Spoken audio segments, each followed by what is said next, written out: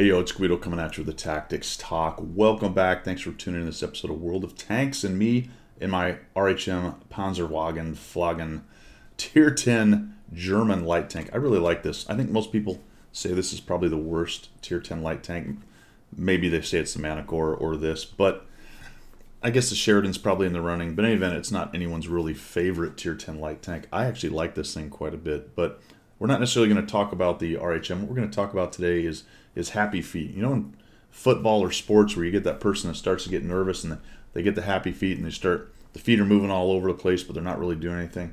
We're going to talk about that just a little bit here because it's in relation to another thing I have been talking about a lot lately, and that's positioning, repositioning, flexing for all of my viewers who hate the word being used, the flex word being used. I'll spit it out here in a minute. I'm flexing. All right, I'm gonna flex. we're here on Murovanka, and I'm headed over to what I consider to be the most important or critical terrain on this map. And it looks like, as I was moving this way, I had a pretty good convoy coming. But I want you to watch how this ends up being deployed right here, because I immediately start the hair on the back of the neck starts to go up based on the way they deploy. So I'll come up here. I like to use this tree right here. It gives you pretty good camo. And I'll just take a quick shot and get a free hit on the 430U.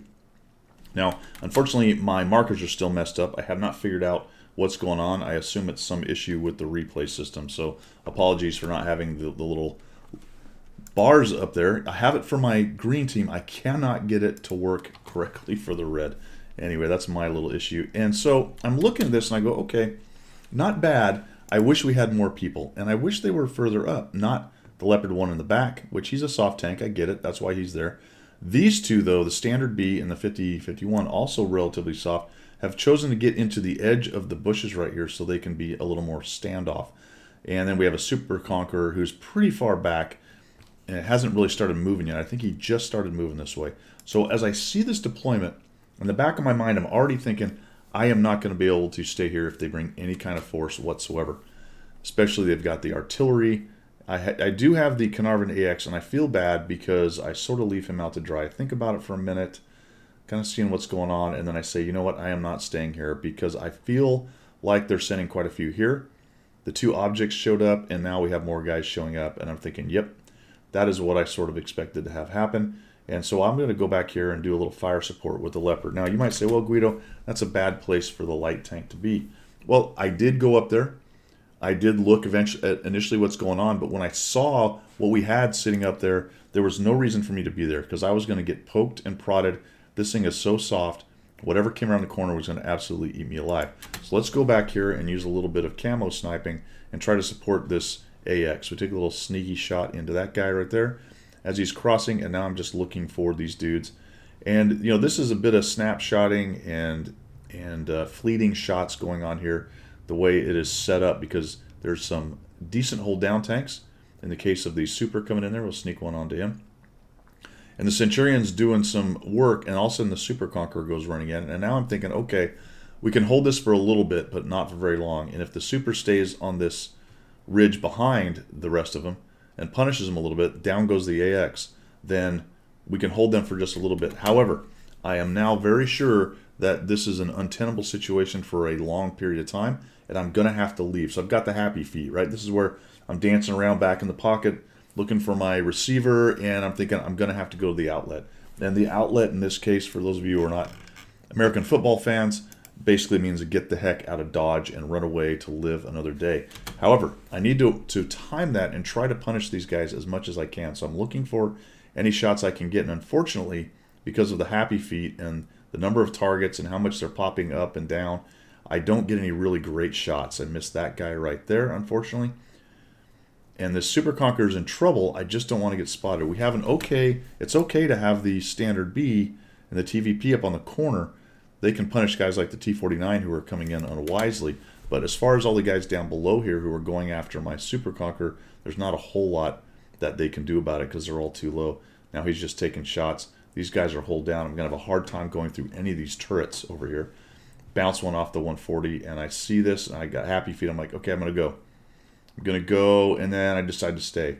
And this was potentially a huge mistake, all right? So when you're thinking about positions like this, and saying, all right, I'm going to hold this until it's untenable and get away. You have to consider the speed of your tank, the camo of your tank, the position on the map, and what the enemy has. They have a lot of medium tanks with good view range, and I'm nice and close to them. My escape route from here is difficult. There's the open area right up here, cruising through here, but you can take shots on the side. There is a little bit of those dips there. The best way is to go down the low area, go into those trees, and then up the edge. But because they're so close, if you look behind me, they're right there. If I wait too long, I can't get away. And I almost do wait too long. I get a little greedy trying to get another shot on these guys. Take a shot on him, and I miss. And then I'm like, wow, I screwed up. I got to get out of here. Not only did I not get damage on that, I got lit so they knew that I was there. And the poor leopard is staying behind. So I am just on the way out of here. And it looks like the T-50, 51 and the standard B saw the same thing, and they bailed out. All right, so happy feet. Not looking great. We're down 3-5. We lost the critical terrain right there. All I can do now is fall back to some of my guns, and it looks like there's Object 7-4 up here, over here, and try to hold these guys off as long as I can, and see if the overmatch over on the west side can get some result. This is a recipe for losing this map nearly every time. Let's see what happens, though, as we get out of there. I've preserved my tank, I've preserved my gun, and I'm still playing. A little bit of happy feet, but it's the discussion of what does it look like, what am I looking for, and what does it look like for me to reposition and get away? And I was almost too late. I was almost too late, but we made it happen. That last shot I probably wish I had not taken. I should have left before then. You see the Sheridan in there, and it looks like the enemy team has actually sent quite a few back because they see that we are pushing towards their cap, and that's exactly what I would have done. But we even it up a little bit. Our standard B gets in there and gets rid of their artillery. We've got a Mouse pushing in there. They've got the Conway and the 704 cornered. We take down the Sheridan, which is their eyes over on this side. And also I'm thinking, okay, we've evened this up. In fact, we've taken a lead at this point. Now what do I need to do? And I'm going to hang out here for a bit because I'm still concerned that maybe a couple of those mediums are going to come in and try to swarm around behind us. If 3 or 4 of them had showed up at one time, we'd have had a very hard time with me and the 704 attempting to keep them from coming around and flanking all of our guys. The standard B looks like he went into the middle, so I'm hanging out here, and I actually hang out just a little bit too much. You see guys start clicking up there, and the standard B's right. We need to get someone up there. He clicks on me, and I'm like, all right, yep, you're right, dude. I do need to get up there and see what I can see. So we'll head this way. But my concern, again, was that their mediums were all going to swarm. But since they hadn't showed up, and the 704 hadn't been swarmed, it looks like they've probably gone back. So there's no need to keep clicking on me, dude. I'm already moving. So I see that standard B, and that's the guy I'm looking for right there. We'll come in here and get a nice little aim. And unfortunately, I stay in a little too long because I take a big hit from the T10 in the back, and that hurt. And then I make another mistake coming back at the T10. Although I see the EBR moving in, I'm hoping that maybe I can get in here and do this without him looking at me, but he's looking right at me. And I eat another shot from the bloody T10 who's just zoomed into the same spot. Good news is, though, that we take down their standard B, and now they are all stuck in the forest, and we've got definitely the weight of guns. So I'm still a little bit concerned that they may show up over on the left side over here in the northeast. So I'll get up to this bush, look for any shots, but it appears that they're all stuffed in the back into the trees. The Conqueror actually gets isolated, and we have a couple tanks moving now to take them out. We've got guys filtering through. I'm a one-shot to most everything there. Potentially the Type 61 can't kill me with one shot, but it's dang close, and more than likely he will. So we'll just go ahead and now flow in. They're busy looking at guys. I'll come in here and attempt to get some lights on them from slightly behind them. We've got the T10 there. I'm not sure why I can't see him. Looks like I put the pipper on him right there, but I must just not be quite low enough. That was very strange to me because he's right there. Put a shot into the 430U on the side. They come in and drop that guy looking for a shot on the 430U, but he dies, and then it's all over but the shouting. So I thought that was a pretty good example of an initial position. See, here's the thing about the initial position. You make the best read that you can based on everything you know about the game. I went to the critical terrain. I went to a spot where I know I could get early lights, maybe get a free shot, get some SA on the enemy team coming in. But once that happens, once you make your plan and you flow to that first positioning decision, taking all the best information that you have at the very beginning of the match, then everybody in the game gets a vote. The enemy team gets a vote, your team gets a vote, and then you have to process and analyze what everyone's done and then make your decisions count from then on. And right away, when I saw the deployment, I went, okay, we got a good convoy. Then I saw where they went in their micro positions within the position on the east side, and I said, I don't like this very much. This is not a strong position for holding this. It's not strong tanks for holding this. And that's exactly what proved to be true. So I fell back a little bit, did a bit of the sniping thing. There was no reason at that point for my scout to be that far up and close to them. I'd already taken a look at what had come up there, got a little bit of SA. Then when I fell back, the tanks that were up there, with poking and prodding, you're going to see each other immediately, so there's no reason for a scout to be rolling around in there.